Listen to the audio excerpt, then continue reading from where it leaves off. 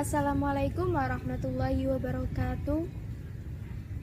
Alhamdulillahirabbil alamin wa bihi nasta'in ala umuri dunya waddin. Wassalatu wassalamu ala asrofil anbiya'i wal mursalin wa ala alihi wa sahbihi ajma'in. Amma ba'd. Tak lupa juga sholawat serta salam tetap kita haturkan kepada baginda kita Nabi Agung Muhammad sallallahu alaihi wasallam, yang insya Allah akan memberikan syafaatnya di yaumil kiamah. Amin amin ya robbal alamin. Yang terhormat Bapak Muhammad Ufron MSI selaku dosen pengampu mata kuliah Tafsir Tarbawi B. Perkenalkan, nama saya Nurma Wijayanti, NIM 2119253. Di sini saya akan menjelaskan mengenai prinsip etos kerja yang berjudul jangan lupakan hidup duniawi. Poin yang pertama, hakikat hidup duniawi dan ukhrawi. Manusia adalah makhluk utuh yang terdiri dari jasmani, akal, dan rohani. Manusia memiliki aspek jasmani. Kemudian dalam mengenai aspek ukhrawi, manusia dalam mencapai kebahagiaan di dunia pasti ditunjang dengan faktor kualitas dan faktor kadar ibadah semasa ia hidup di dunia. Nah, manusia diciptakan oleh Allah Subhanahu wa taala tujuannya apa? Agar mereka beribadah kepada Allah Subhanahu wa taala sebagai wujud rasa syukur kita kepada Allah Subhanahu wa taala.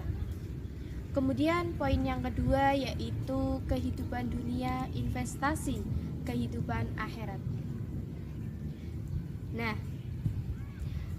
dalam kehidupan dunia menurut Islam itu harus seimbang antara kehidupan dunia dengan kehidupan akhirat. Nah, kita hidup di dunia, kita harus selalu beribadah kepada Allah Subhanahu wa taala. Yaitu tujuannya apa? Sebagai rasa syukur kita terhadap nikmat dan sebagai rasa terima kasih kita kepada Allah Subhanahu wa taala yang telah memberikan segala nikmat dan karunia-Nya kepada kita semua, sehingga kita dapat bahagia di dunia dan akhirat. Kemudian poin yang ketiga yaitu dalil mengenai jangan lupakan kehidupan duniawi. Ini terdapat dalam Quran surat Al-Qasas ayat 77. Dalam surat tersebut kita dapat mengambil nilai kandungan atau hikmah di balik surat Al-Qasas ayat 77, yaitu yang pertama tentang pendidikan ruhaniyah. Nah, manusia terdiri dari aspek jasmani dan aspek rohani.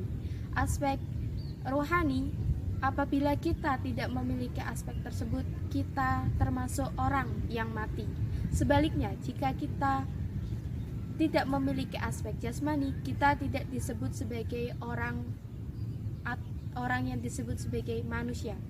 Nah, jadi keduanya itu harus saling keterkaitan dan memiliki satu kesatuan yang dapat membentuk sistem kepribadian manusia. Kemudian yang kedua, kandungannya kedua yaitu pendidikan jasmani. Nah, sesuai yang saya jelaskan tadi bahwa adanya jasmani yaitu adanya manusia. Nah, jasmani itu bersifat konkret. Ia dapat dilihat oleh mata dan kepala. Nah, bentuknya apa? Bentuknya fisik manusia.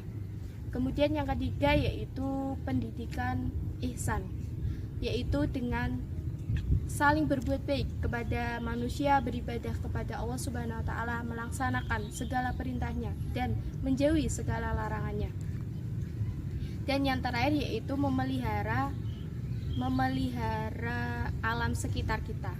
Nah, masih tiga ya. Yang terakhir yaitu pendidikan ramah lingkungan. Nah, Nah, sebagai manusia fil ardi atau manusia di muka bumi ini, pasti kita harus menjaga lingkungan kita.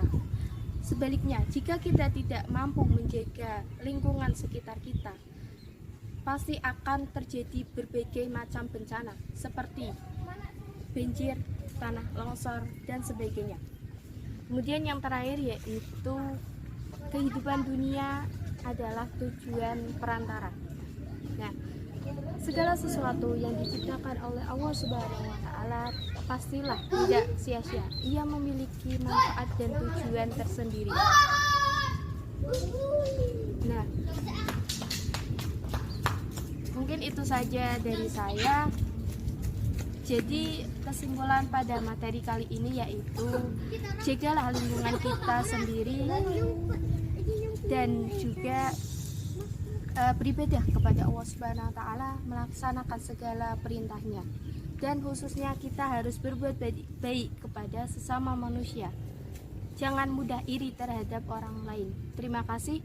Wassalamualaikum warahmatullahi wabarakatuh.